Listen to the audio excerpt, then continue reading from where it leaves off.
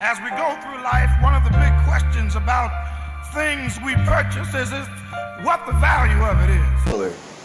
It's Murder Mook we talking about. This is Calico we talking about. Like, you went against, it was literally the Smack and URL era versus the URL new era in that battle with T-Top and Twerk. And they, look, Twerk talking to Murder Mook was the best part of the battle. He did exactly what we wanted him to do. Third round, kind of sloppy, but the first two, it was like, it was a dog walk.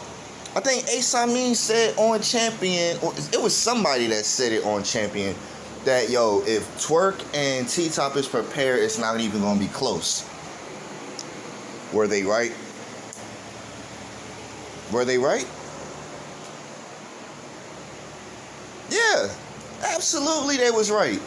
It wasn't close at all. It was embarrassing. It was disgusting. I'm like, yo, are you kidding me? Y'all can't even get through the round. They wanted to talk through each other rounds, and I'm all for that. As long as you keep the focus going. Don't be so petty towards each other. Make it look like y'all gonna fight, all of that. That's cool. You know, the almost fights. That's cool. Even though y'all make fun of Tay-Rock for that, y'all try to use that as an angle on him. But when other groups, people almost fight, y'all look at it as entertainment again. That shit whack. It was whack. Y'all grown-ass men. Get y'all shit together, bro. You're Calico and Murder Mook. Your names held... Y'all, besides like Arsenal being the literal number one person on the card, Murder Mook was the god tier person on the card. We expected perfection. Did Murder Mook mess up? No. Calico was very sloppy. It wasn't... Even though I'm going in on Mook, it's the expectation is way higher for their team. Because Mook raps perfectly. But we've never seen him rap perfectly on a 2-on-2. We've never seen him with a partner doing this. So I expect them to be fumbling, but I don't expect them to be this unprofessional with it. Shit was corny. Couldn't get through the rounds clean enough for you to really hear. And it's like, it's not that Murderland didn't have nothing to say. They just, nothing was executed like a 2-on-2. They were trying to battle these niggas. And I was thinking in my head, yo, this will be a good battle. These will be good bars for a one-on-one battle. This don't sound good for no 2-on-2. We judging 2-on-2s differently.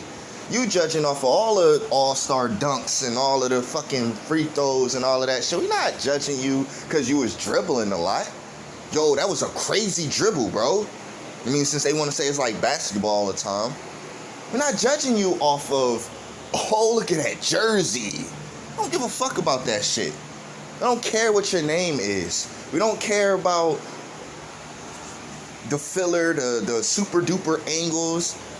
Because I want to transition into talking about why I feel like Guns and Butter won over what's the name? For the same reason. I'm gonna do a better review on this Murderland and versus Jerusalem Park, which that's an incredible name.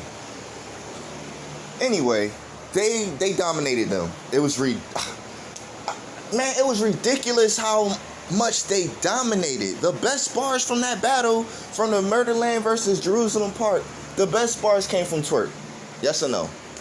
And T-Top. It's only Twerk and T-Top you can really, truly talk about. Murder Mook, we knew he was going to hold the weight. Because he memorizes shit. Now, working with a partner, I don't know if they really was good together. They probably was the oddest team on the card. It didn't make sense. You're too established to really work together correctly.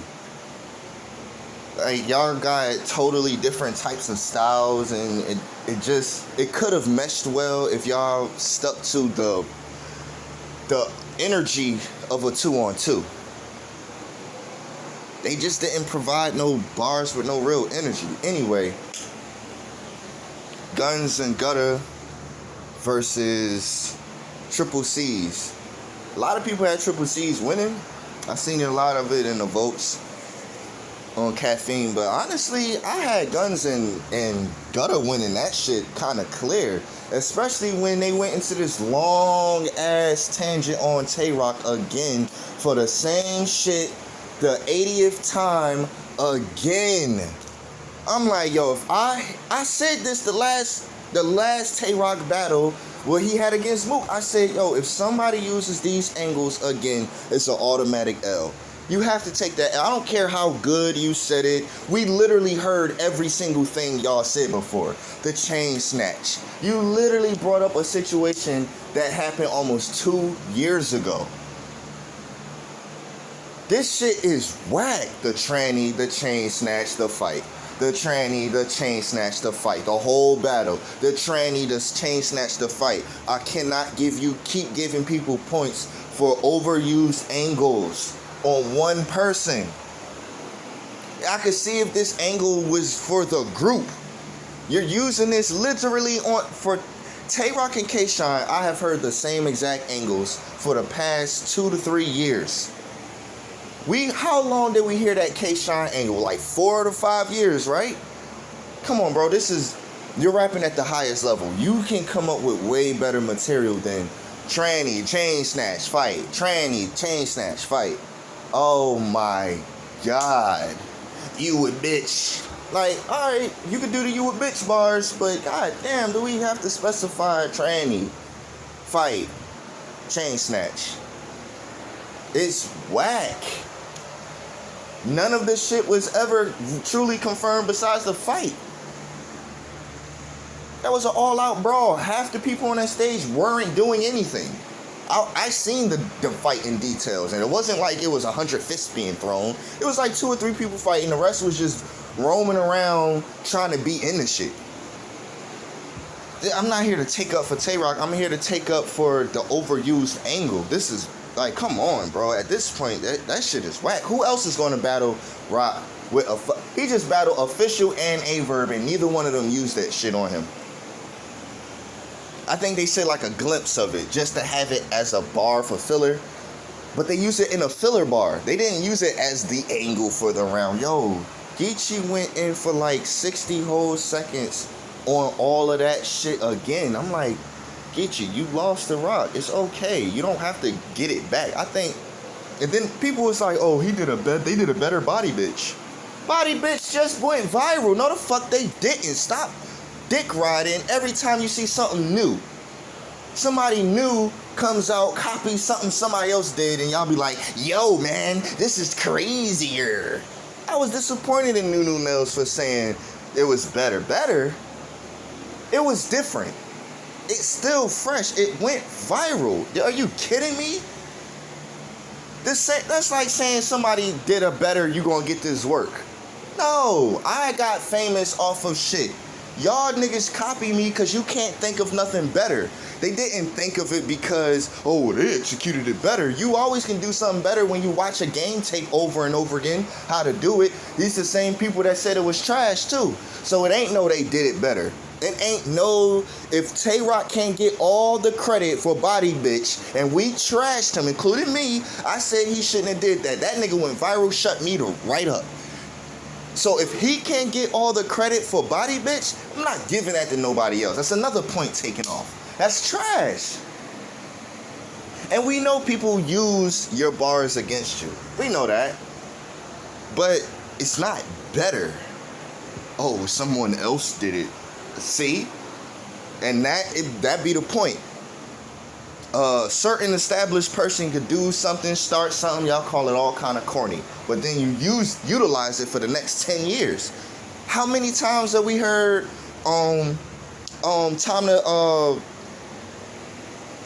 let's get the chop in this fable? How many times have we heard that? Who did you hear that from first? Let's be honest.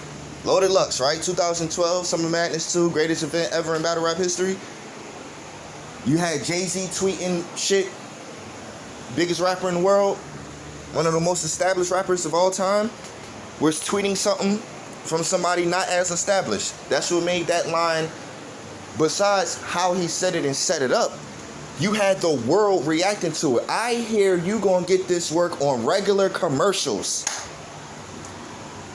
Regular commercials have said you gonna get this work. My nigga, that is the most overused.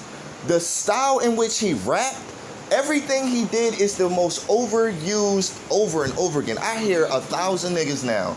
Prime examples, JC, B. Dot, Daylight. All try to sound like Lux. I have to credit Lux. You can't say it's corny for him, but then they overuse it all the time, and we hear them more. So no, you don't get points for body, bitch. Get the fuck out of here. I'm disappointed in y'all niggas for going on that long ass super personal angle when Guns and Gutter had high energy and high level bars throughout every round. Every round they was having haymakers. Every round they was saying some of the craziest, like, 2-on-2 shit. All of that, like, this is what I want people to know.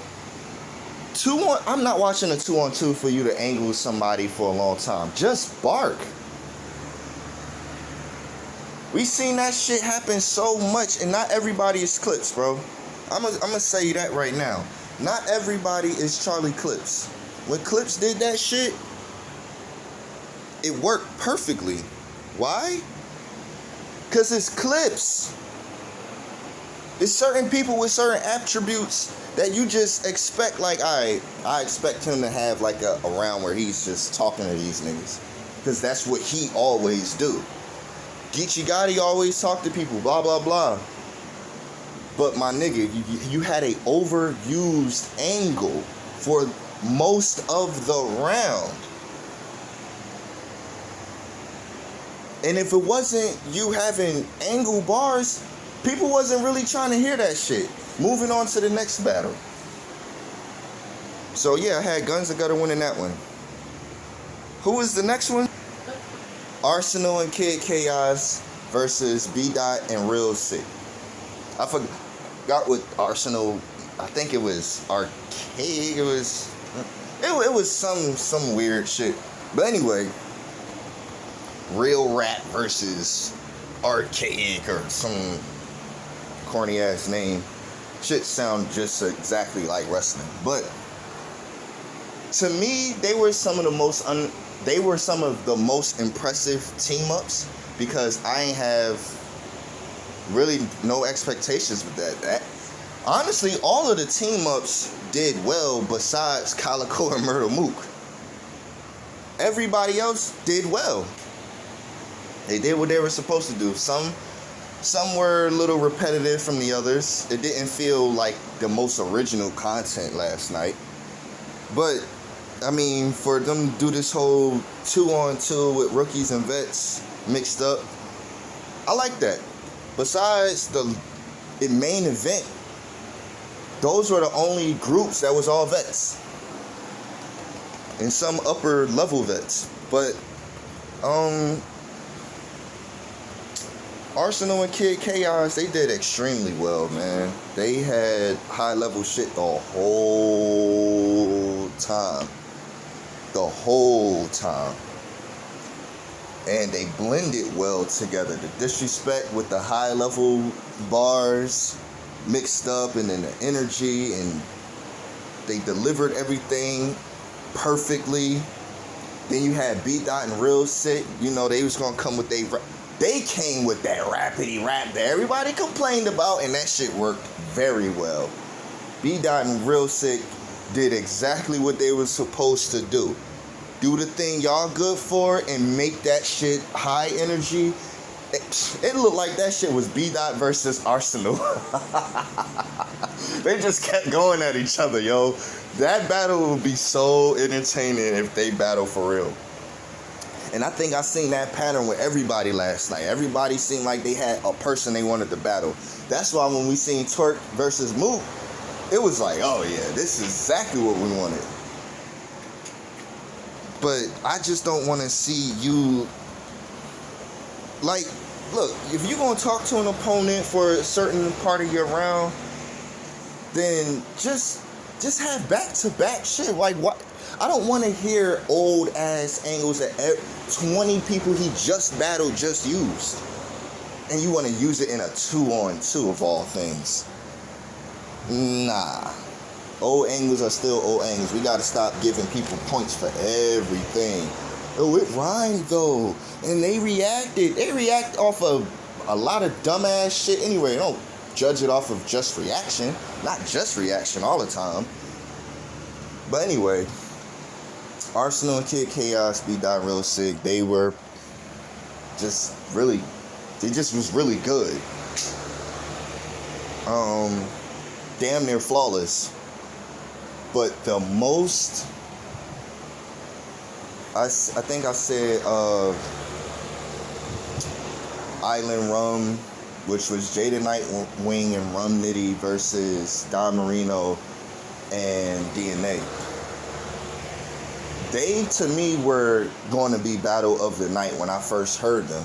Even though they was the first battle, I was like, yo, I don't think every other team is going to be perfect like this. Or at least, I don't think they're going to beat them. Like, I don't think no battle is going to beat this. The in-syncness, the perfection, and you know DNA and Don Marino, whoever DNA with, they're going to be almost flawless anyway. K-Shine and DNA really was holding the weight of the both respective teams they were on. And you could tell where their writing style meshed up with their partners, because they got them super talk to each other angles, and then we talking to our opponents. They do that kind of a lot. So I kind of picked up on what they do when they write, especially for 2-on-2s. They always got to acknowledge their own problems internally, and then they go into the bars about their opponent. The most perfect battle group that night, the stars of the show that night, I don't even think there's a real argument against this, was clearly Lou Castro and K-Shine. Twins versus twins. Fonz and Av, also twins. Those four were so perfect together. Pause. That sound crazy. But they were like, more pause. A match made in heaven, damn it. Them motherfuckers was like real brothers up. It looked like a family reunion between two families. Oh, this the cousin side, and this other family is a little closer to them. Like, bro, they not only, I didn't even know they were going to do that type of performance with the twin thing. The second round was one of the most flawless 2-on-2 rounds I've ever seen in my life. Now, have I seen people do the whole let's both do bars at the same time? Yeah, we've seen that with Chess and Steams versus NWX. I think it was the second time they battled and they did the fusion mode. They did the fusion mode. Chess and Steams was the first to do the fusion shit. And then they started rapping at the same time. That shit was crazy. But for K-Shine and Lou Castro to do that shit, oh yeah, shout out to Cake Life for even creating that concept. But for K-Shine and Lou Castro to do it, they not only looked alike, they were rapping, their cadence and everything was exactly alike. They sounded so, they just sounded perfect together, bro. That shit was incredible. The twin thing, the cadence, the rapping, the dual rapping, the back and forth, the perfect in and out of bars, switching persons. And then you had the same thing with Fonz and Av, them super haymakers. It felt like he was in there battling Rum Nitty. Like, yeah. Av had to let people know, like, not only, me doing well for my first 2-on-2 is gonna be good, but my bars is still top notch. There's a reason why I'm one of the most feared people in battle rap. Av showed that with his partner. First time he was on the 2-on-2 also. So that's why going back to the Murderland shit, it's like that was Av's first time in the 2-on-2. He did extremely well. How the fuck do the vet of vets allow him and his partner to fuck up on stage that bad? No matter how small the stage was, how small, none of that matters, bro. You are Murder Mook. We hold you to the highest standard every time you go out. Loaded Lux and Hollow, wasn't that their first time doing a 2-on-2? Were they not, did they not do extremely well? Did they not have one of the most talked about moments that night? Are you kidding me? It's no excuse. Anyway, man, the overall event was 98% fire. The other 2% was literally the last battle. I can't count that and say, man, it was underwhelming. No, actually, the event this time was a lot overwhelming. Everybody did well. Even in the main event fuck-ups, it was still moments in there that, for me, for what I wanted to see, was entertaining. It was entertaining, to say the least. Did they execute the battle well? Fuck no. No. I want to see Twerk and Myrtle Mook, but that's another story. I'm out of here.